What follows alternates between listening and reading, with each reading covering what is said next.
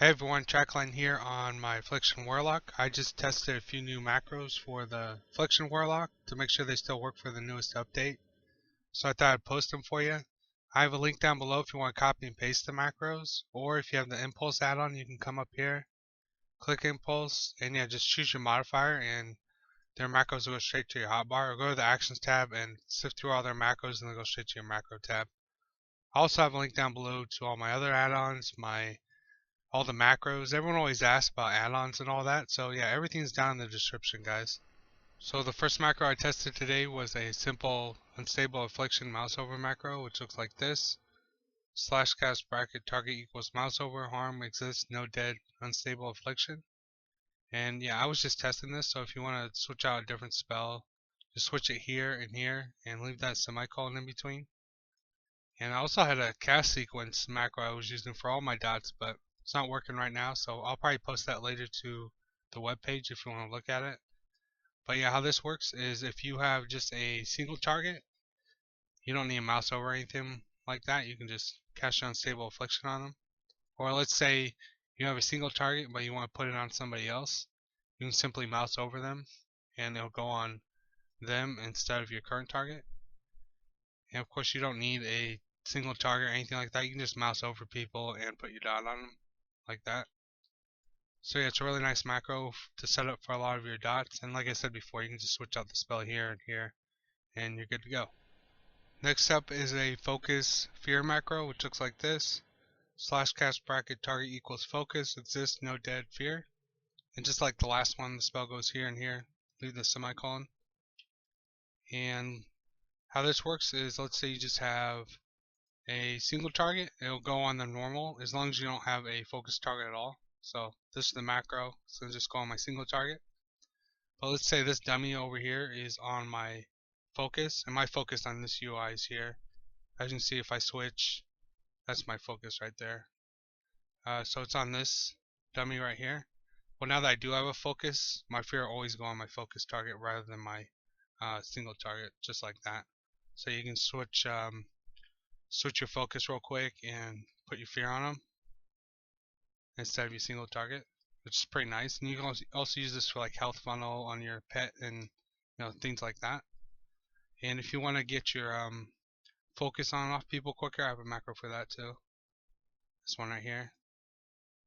And how this works is has a lot of ways you can put your focus. If you have a single target, it's just like a normal. You can't really tell with all these dummies, but it is switching to them. So if you have a single target, you can just mouse over people, click it twice, it'll take it off and then put it on the next person like that.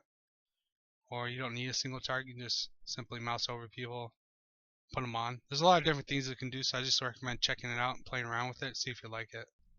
Next macro I tested was a Stopcasting Howl of Terror macro, which looks like this. It's a simple slash stopcasting slash cast Howl of Terror. Sometimes, depending on the patch and the update, you might have to put a couple Stopcasting in there. It just depends. Right now it's working with just one for at least Howl of Terror it is. So how this works is a lot of times when people are casting something, like let's say I'm going to cast a unstable affliction on this target dummy, they'll jump or they'll start moving to get off another spell.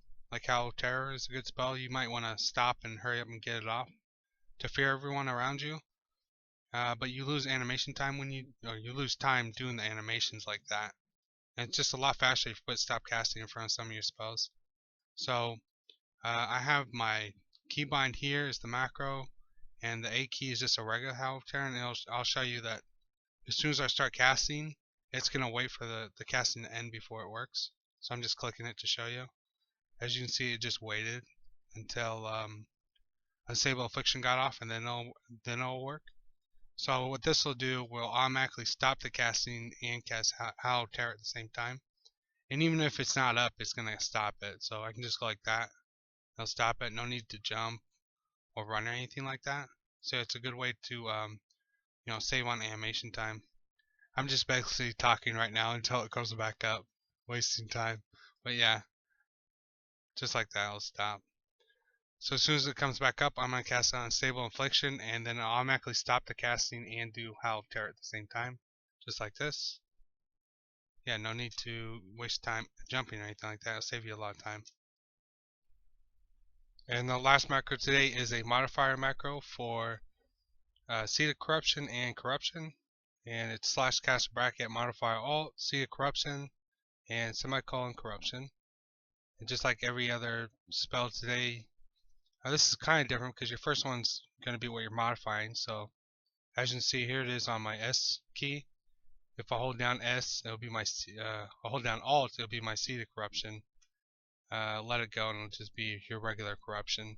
So if you never used a modifier before, you can just switch out the Alt here for something like Shift or Control if that's easier for you. And like I said before, what you put before the semicolon is what you're modifying. So as you can see, if I just hit S right now normally, corruption, hold down S, or hold down Alt and hit S, is going to be my seed corruption. You don't need to hold it down the whole time.